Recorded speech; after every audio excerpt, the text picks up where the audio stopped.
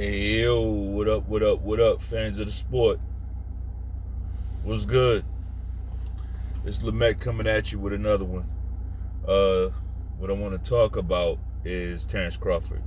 And we got some healthy options for Mr. Terence Crawford because that's where I think we should be at this point. Like, I don't agree with, I don't think it's healthy for any fighter to wait around, wait to be chosen. I don't think that's a good thing for anybody to do, right? So I think Terence Crawford should put his career first. I think he should recognize the game that Errol Spence is playing. If those guys over there on that side, if they wanted to make that fight, if they were willing to make the fight would be made by now. So I think the strongest play for Terence Crawford to make, the most intelligent play for Crawford to make, is to find somebody to fight. Okay. Now let's talk about that. Who should Terence Crawford fight? I think he should consider. I got 4 names that he should consider. Okay, and to me, and really, you can. I'll add a honorable mention name too, if we have time. First, I'll start with Virgil Ortiz. Right, I think Virgil Ortiz is right there. If not his number 1 contender, he's definitely like in his top 3 as far as contenders for his WBO belt. He's right there. People are saying this guy's a killer, a young guy. I think this would be a legacy fight just based off of the buzz that Virgil Ortiz has around him. Not so much of a casual buzz, but diehard boxing fans really respect this kid, So if Terence Crawford was to go ahead and fight him and like get a guy out of there, get a guy like that, it's a little nippy out there, man. Get a guy like that out of there, I think that would do numbers for Terence Crawford's legacy. Not a popular fighter, Virgil Ortiz. So I don't see this fight as being, some big payout type of fight. I really don't see it being on a pay-per-view. It would definitely have to be on the zone. It would have to take place on the zone because we know Virgil Ortiz is signed to Golden Boy, I believe. And Golden Boy is part of the Zone family. So that fight will have to take place over there. I don't see, Terence Crawford getting that, that 4 to 5, 6 million that he's used to getting. I don't see it. What does Virgil Ortiz have going for himself? He has great power, right? That's one thing we know. If he starts punching on you, you're gonna feel it. Okay. One thing that I see in Virgil Ortiz, he gets hit a lot. He gets hit a lot. If Mo Hooker can hit you like that, he's not really known for his power, but he was touching him. So that would that would be something he would want to work on before he faces a guy like Terence Crawford. I also see Virgil Ortiz as being somewhat one-dimensional.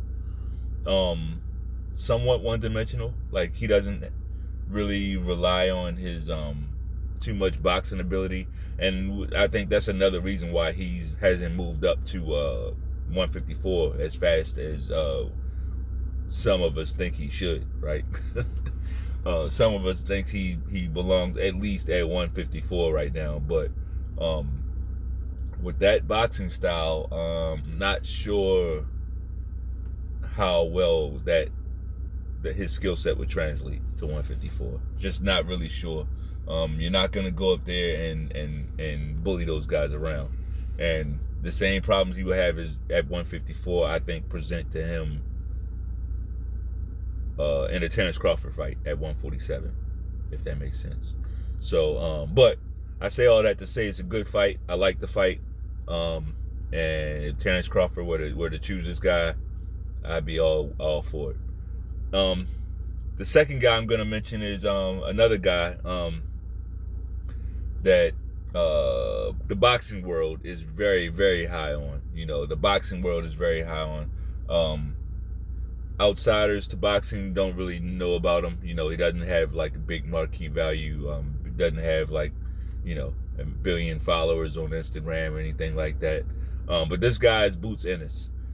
Boots Ennis is another young killer, right? We've given him that title of young killer. He's got almost 40 wins, right? He's got almost 40 names. Lots of substitute teachers and cab drivers on the list, but he's doing it all, and he's doing it in spectacular fashion, damn near every fight. So it's really nothing bad you can say about Boots Ennis. He passes the eye test. He's not popular, so again, this would be a low payout for Terence Crawford if he were to fight this guy.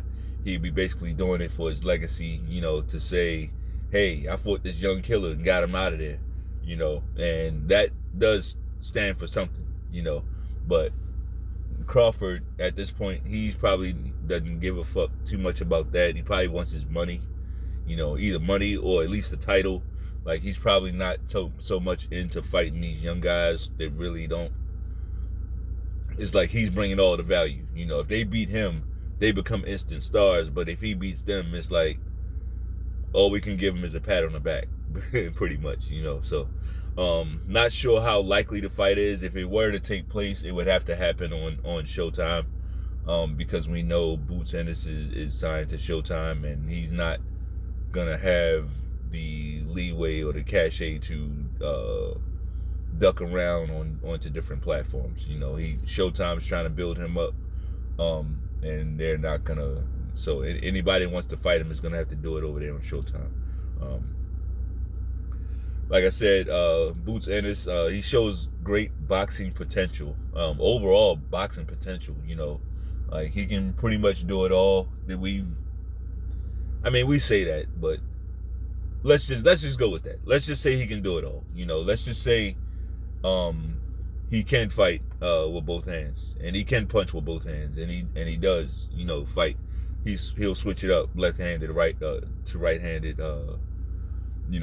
during a fight. He will do that. Let's say his defense is pretty good, even though I see him get hit. Every fight, it seems like he's getting hit by something that he really shouldn't get hit by. That's just something that I've seen. So, but there's not any glaring weakness. He's definitely not in any fight getting beat up by any stretch of the imagination. We haven't seen that. Again, with Boots Ennis, and the same thing could be said with Virgil Ortiz. These guys have low fight experience. They just have low experience. When you're talking about challenging a guy like Terence Crawford, you're gonna need to draw on everything you got. And if you have like low level opposition, that's all you have on your resume, that could play against you.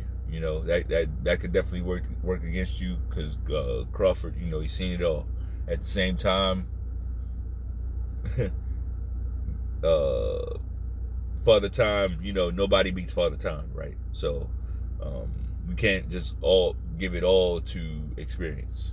At some point, guys are gonna age out and look old in the ring or retire. So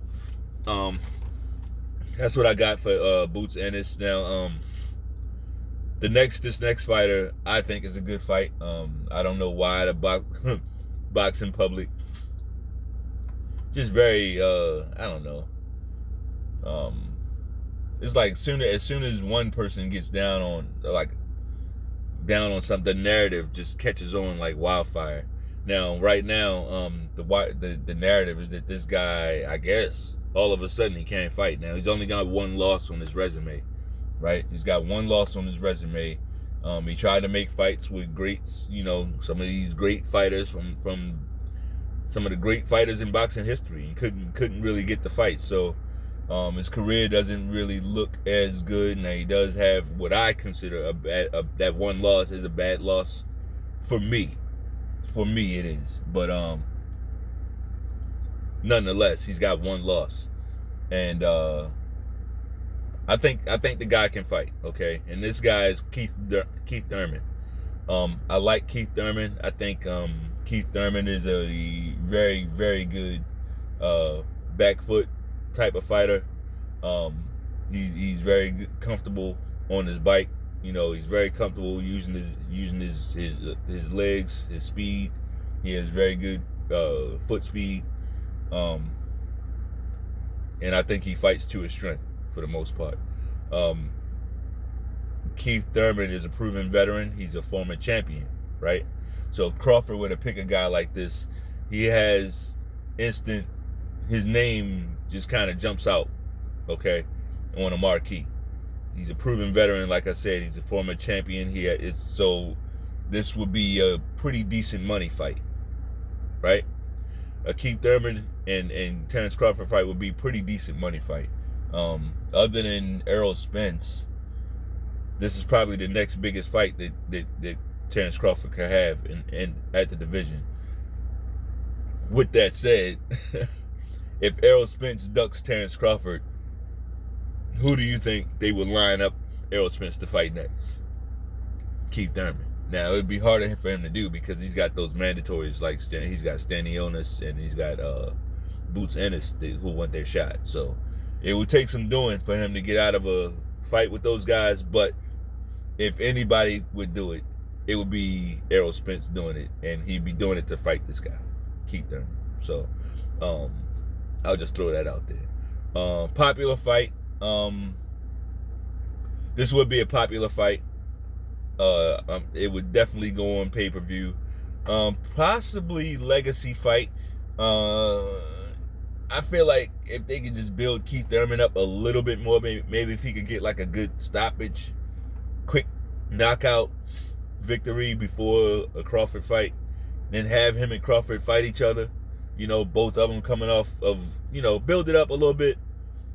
It could be considered a legacy fight. At the same time, I don't think this fight is worth building up. Right? I don't think it's worth building up. Like, just to call it a legacy fight for one of the fighters. Like, we had time to do all of that. They should have did that before. Right now, we need to get these fights on and popping. If this fight were to take place, it would happen on either Showtime, which is the more likely choice, or possibly Fox pay-per-view. It would definitely be one of those pay-per-views. If Fox saw this thing as a potential moneymaker, I could see them getting this fight and putting it on their pay-per-view. So I think Keith Thurman he's a great fighter. Like, people, they get down on it. If they don't like the way you interview, like, you become so much worse. We've seen the same shit happen with they don't like Joseph Parker's interview for different reasons. Joseph Parker, AJ, Ryan Garcia, like, if they don't like the things you say, you instantly become the worst fighter, right? So I'll put Keith Thurman in that mix too. People don't like things that he said, so he's very cocky. Never has a loss for words, so people just don't like him. Me, I don't really. I mean, I could really give or take his personality. I don't really give a shit as far as his fighting ability. I like the way he fights. As far as Terence Crawford, I'm not sure how much of a threat, actual in the ring threat. Like I said, Thurman is a very good back foot fighter. He would present some challenges to Crawford, like just trying to catch up to him and score. But Thurman's hand speed is not very fast. He's very wide with his hooks. I don't know if he would. I think Crawford might make that fight look easier than we think it should. Just because of that. Like, I think Crawford is able to get inside those wide punches and really do some damage on the inside. against Keith Thurman. Because it's not like Crawford can't move. His feet are just as good as Thurman's. So, yeah. And also Keith Thurman thing he has working for him is he has a high level of experience, right? He has a very high. He's fought pretty much everybody, almost. Finally, we're gonna go with in this fight. Honestly, I think is the best fight for Terence Crawford if he's not gonna get the Errol Spence fight, which I don't think he is. That's Jermall Charlo. Jermall Charlo is a killer. I would still consider him a young killer, right? He's like right there at his prime. It's a legacy fight and a money fight because Jermall Charlo has all the belts, at 154. So beating that guy would make you pretty much the undisputed champion. Jermall Charlo is somewhat popular, right? Jermall Charlo is somewhat popular. I don't think he's as popular as Terence Crawford is, or like a Errol Spence or anything like that. I don't think he's a star, but that fight is big. It's a big fight, and it's belts involved. So, I mean, this fight here is really maybe bigger than the Errol Spence fight. Possibly. Probably not, just because nobody's been talking about Crawford versus Charlo.